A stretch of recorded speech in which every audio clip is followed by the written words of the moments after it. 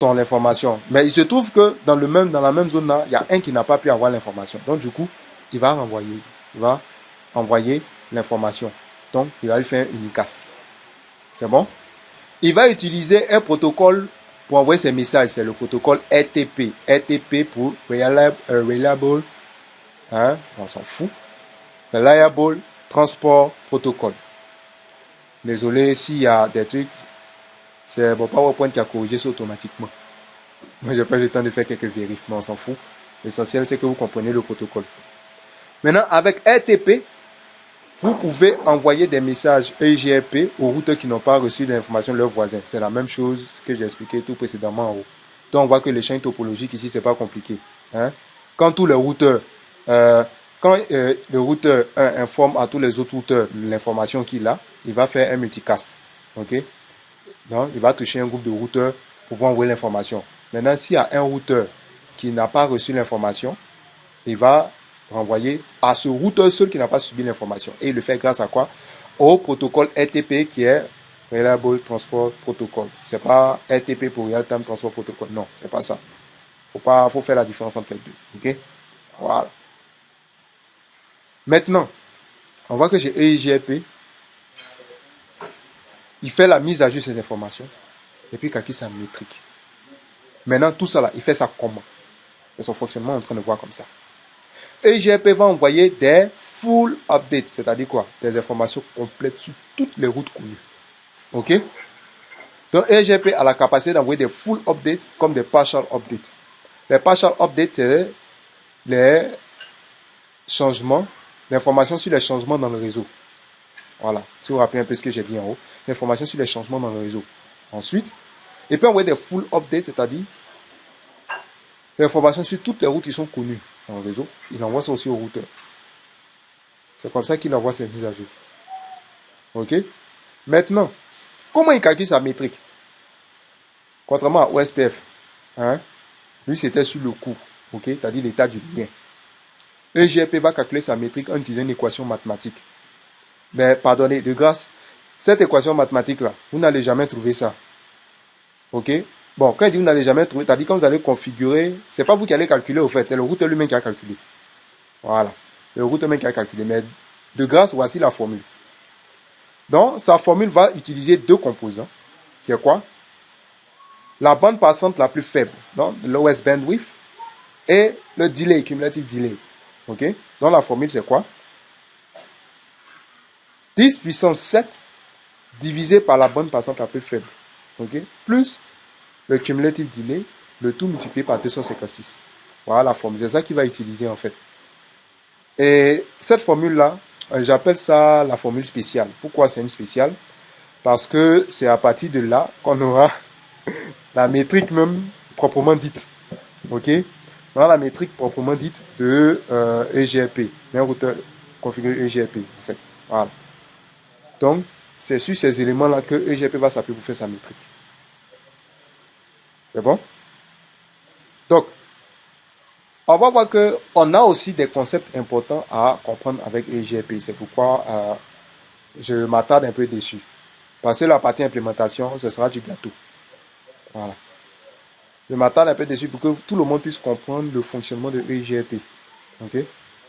Donc, il y a le concept de feasible distance et reported distance.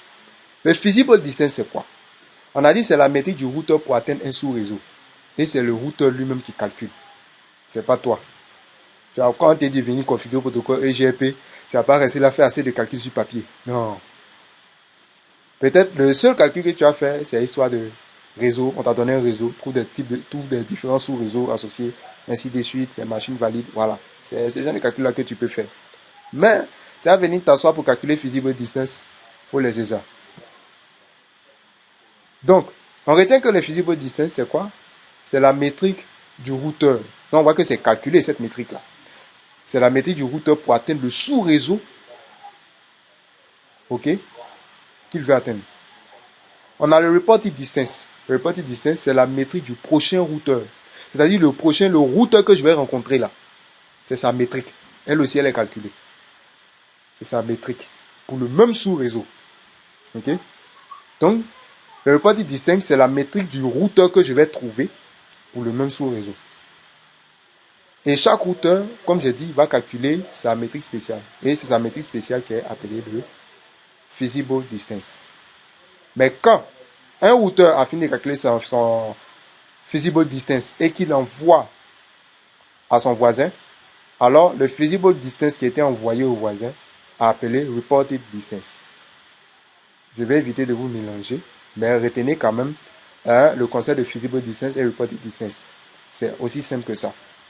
Donc, on va prendre un exemple et puis vous allez voir. Regardez bien. Sur ce chemin-là, vous voyez que le routeur 2, on a un sous-réseau 10.1.3.0. Ok, le sous-réseau 10.1.3.0, il me dit voilà la bande passante. C'est quoi? 100 000 kilobits par seconde. Et le delay, 100 microsecondes. C'est traduit par en termes de feasible distance comment? La bande passante, ça fait 100 000. Et puis le delay. Le delay, les gens vont se dire, mais pourquoi on n'a pas mis 100 et puis on a mis 10? Le delay ici est évalué en termes de dizaines de microsecondes. Je répète, le delay que vous allez voir est évalué en termes de dizaines de microsecondes.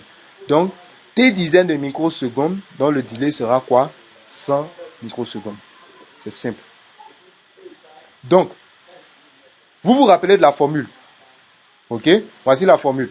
10 puissance 7 divisé par la bande passante plus le delay cumulatif, le tout multiplié par 256. Ok? C'est cette formule-là qu'on va prendre pour calculer, pour avoir le feasible distance qui est en gras ici. Si vous voulez, utilisez votre calculatrice et puis faites le calcul. Si vous obtenez le feasible distance, si vous obtenez ça, ça veut dire que vous savez comment ce routeur-là calcule son feasible distance pour envoyer aux autres. C'est très simple, c'est pas compliqué.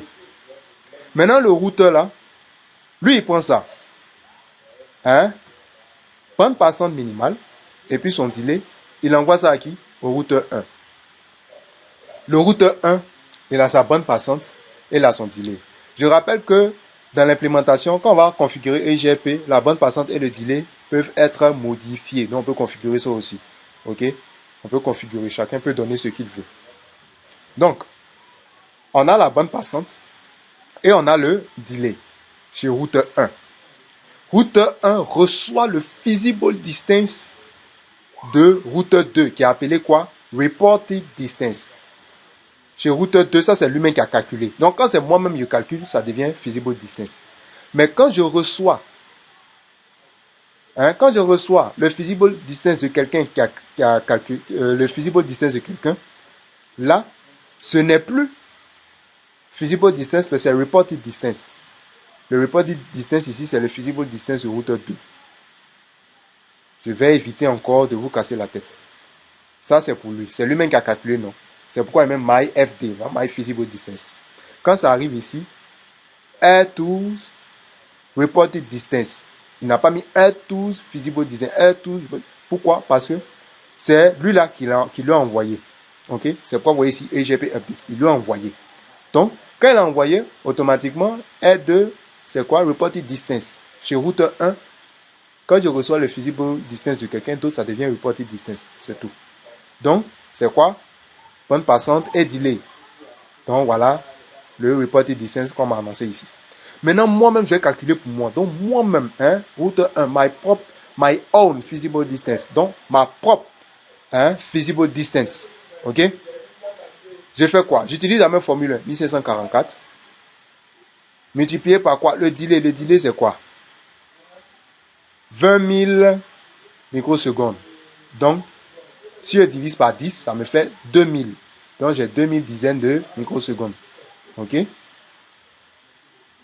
Puisque j'ai reçu ça, ici, c'est sorti 2010. OK? Regardez bien. Le delay ici, il est cumulé. Donc, comme j'ai reçu, comme j'ai le reported distance de routeur 2, j'ai son delay. Je prends son delay reçu par l'interface ici. Parce que, regardez, le delay ici va dépendre de quoi? De l'interface. Ok? C'est une interface est configurée. Donc, le delay que j'ai reçu ici. Ok? Et puis, le delay qui est ici. Le delay de gigabit 00, c'est 2000. Donc, 20 000. secondes. Et puis le delay de cette interface ici, là aussi, c'est quoi? Ok? Pardon, je me suis trompé. Le delay de cette interface ici, c'est ce qui est rapporté par 20 000. Ok? 20 000 microsecondes. Donc 2000 ici. Et puis maintenant, le delay qui m'a été envoyé par R2. Je prends ça, 2000 plus 10, ça me fait 2010. Donc, quand j'utilise la formule mathématique, ça me fait quoi? 10 puissance 7 divisé par quoi? La bande passante qui est quoi? 1544 kilobits par seconde. Ok? Plus 2010, c'est-à-dire 2000 plus 10. Pourquoi? Parce que le delay est cumulé. Je rappelle que le delay est cumulé. Donc, j'ai moi-même mon propre delay. Et puis, je prends en compte le delay de quoi? Routeur 2. Je prends en compte son delay. Donc, 2000 plus 10, ça fait 2010. Tout ça là, multiplié par combien? 256. Et j'obtiens ce résultat-là. Si vous voyez que certains délais, on obtient des nombres à virgule, il va arrondir automatiquement. Donc, vous voyez que c'est EIGRP lui seul qui calcule. Ici, on vous a donné la formule pour que vous compreniez comment est-ce que ça fonctionne. C'est tout. Mais EIGRP lui-même, il calcule tout ça. Donc, ce n'est pas vous-même qui allez faire le calcul. Donc, vous voyez, après avoir calculé sa métrique, vous voyez un peu les résultats qui sont affichés. Donc, voici un peu comment est-ce que le calcul de la métrique se fait. Ce n'est pas compliqué. Okay? Mais de grâce, quand vous allez implémenter EIGRP, là, quand on va implémenter EIGRP, on ne va pas calculer tout ça là. Seulement, la seule chose qu'on va faire, c'est configurer la bande passante et puis le delay. C'est tout. On configure la bande passante et puis le delay. Maintenant, si vous voulez aussi, vous pouvez laisser par défaut. Ça ne gêne pas. Ça fonctionne aussi. Maintenant, voici encore les éléments très importants chez EIGRP, le phénomène de succession. Chez OSPF, on avait parlé de président et de vice-président. Le président et de vice-président. Ok? Si le président est défaillant, c'est le vice-président qui prend sa place. C'est ça, non? Voilà, ça c'est en politique. Bon, même politique, là, c'est ça on trouve ici. Sauf que ici, c'est une histoire de royaume. Voilà, c'est juste pour rire. Une histoire de royaume. Ok. Donc, chez EIGRP, on a le concept de successeur. Donc, successor and feasible successor. Donc, qui est au trône et qui va prendre sa place si le roi n'est plus là. Donc, le successeur, c'est quoi? Le successor, c'est le routeur dont la feasible distance est la plus faible. C'est-à-dire, la plus petite feasible distance, c'est lui qui est le roi. Donc, qui est le successor, le roi. Maintenant, qui va succéder au roi si le roi n'est plus? C'est lui qu'on appelle feasible successor. Ok?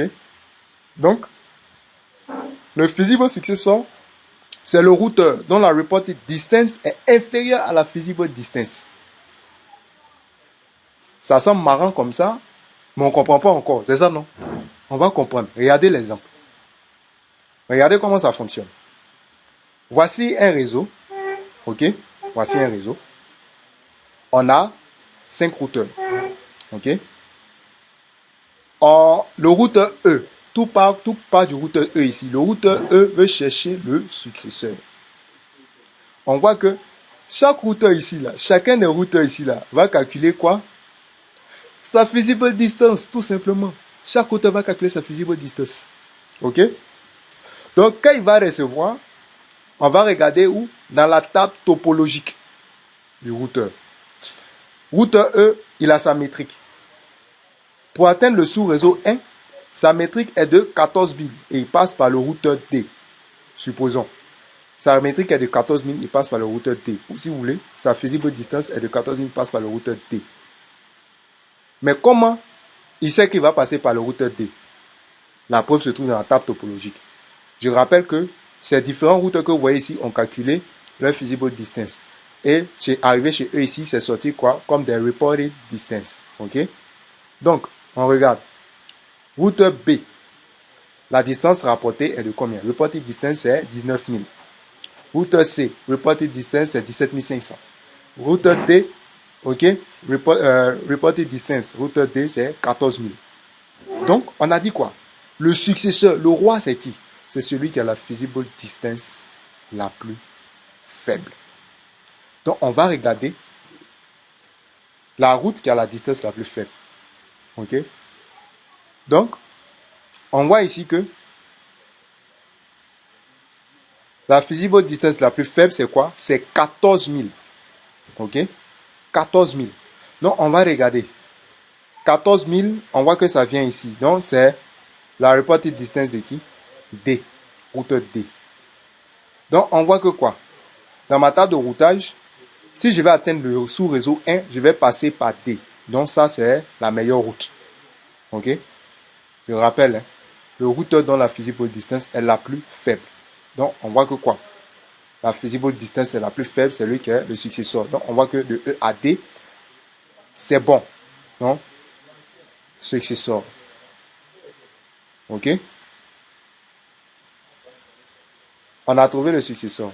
Maintenant, le feasible successeur, c'est quoi? Le routeur dont la reported distance est inférieure à la feasible distance. Donc, je continue l'exemple suivant. On voit que quoi? Si je veux trouver le feasible successeur ici, c'est au cas où le successeur ne fonctionne pas. C'est tout. Comme le successeur ne fonctionne pas, donc le feasible successeur, on va trouver. On regarde. Je sais que ici, le successeur, c'est 14 000. Donc, je vais voir quelles sont les reported distances qui sont inférieures à 14 000. Je regarde le routeur B. Sa métrique est 19 000. Sa reported distance, c'est quoi? 15 000. Bon. Par rapport à 14 000, 15 000, c'est pas intéressant. On regarde le routeur C. Sa métrique est de 17 500, mais on regarde que son feasible, ok, distance, sa reported distance, autant pour moi, sa reported distance est de 13 000. Par rapport à 17 500, bon, pas par rapport à 17 500, mais par rapport à 14 000, on voit que c'est petit. Ok? On va regarder encore. Routeur D. Non, routeur D, il a été déjà pris comme successeur. Ok? Il a été déjà pris comme successeur. Donc, par rapport à 14 000, là, on voit 15 000, on voit que c'est trop. Donc, on constate que c'est 13 000. Donc, ça veut dire quoi? Le routeur C ici sera notre deuxième meilleur chemin au cas où le chemin allant de E à D ne fonctionne pas. Le chemin allant de E à D ne fonctionne pas. Ok? Si ça ne fonctionne pas, alors on va passer par le routeur C pour atteindre le sous-réseau 1. C'est tout. Donc, voilà le feasible successeur qui est là. Donc, le successeur, c'est celui-là. Ok? Donc, c'est par lui qu'il est passé chaque jour. Donc, de E, je passe à D. De D, j'arrive à A. Voilà, j'atteins le sous-réseau 1. Forcer, tout ce que je fais, je vais passer par là. Maintenant, comme celle-ci ne fonctionne plus, alors, je vais passer par le routeur C. Donc, tout ce qu'il fait, il est passé par routeur C seulement. Maintenant, routeur C, après, ça sera son côté. Maintenant, s'il va passer par B ou bien passer par D pour atteindre A, il va passer par B pour atteindre A. Mais déjà, son feasible successeur, c'est cette route. Chaque fois, c'est cette route que je vais emprunter. Donc, voilà le concept de successeur et feasible successeur. Ok? Le feasible successeur, c'est quoi? La reported distance d'un routeur qui est inférieure à la feasible distance de quoi? Du successeur. C'est tout. Maintenant, le successeur ici, c'est le routeur qui a la feasible distance la plus faible. C'est tout. On l'a vu aussi au travers des métriques. C'est 14 000. C'est le plus faible. Ici, on arrive. On voit que quoi? La métrique ici est de combien? La reported distance ici, autant pour moi, est de combien? 13 000. Donc, 13 000 inférieur à 14 000. Donc, c'est cette route qui est choisie. Un autre concept encore, on appelle le dual. C'est pas dual de recherche opérationnelle. Hein. Voilà. Le dual pour Distribute Updates Algorithm. Ok. Le dual ici est utilisé lorsque le routeur n'a ni de successeur ni de feasible successor. Il n'a pas de successeur. C'est pas grave. Donc, lorsque le routeur n'a pas de successeur ni de feasible successor, on va utiliser le dual. Le dual, c'est quoi? Comme on a dit, algorithme de route distribuée qui va vérifier, qui va chercher une route alternative. Ok? Il va chercher une route alternative. La route alternative qu'il va chercher, il va vérifier si elle fonctionne.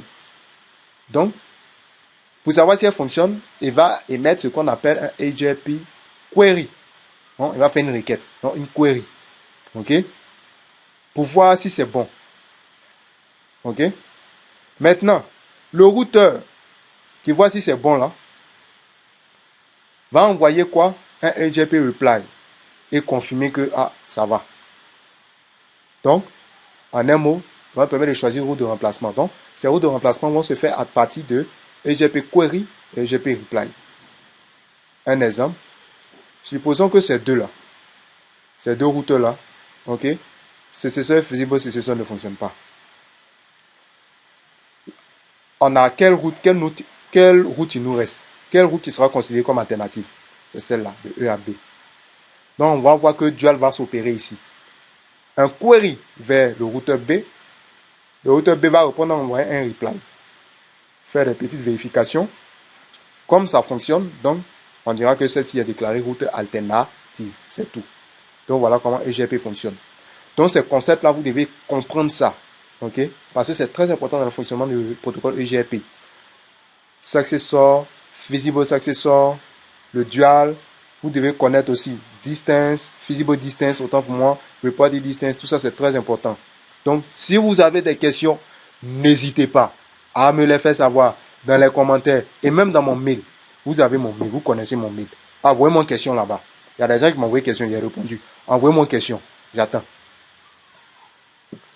Maintenant, la dernière partie, puisqu'on est à la fin de la première partie de notre vidéo, donc voici un peu comment implémenter EGP 1 IPv4.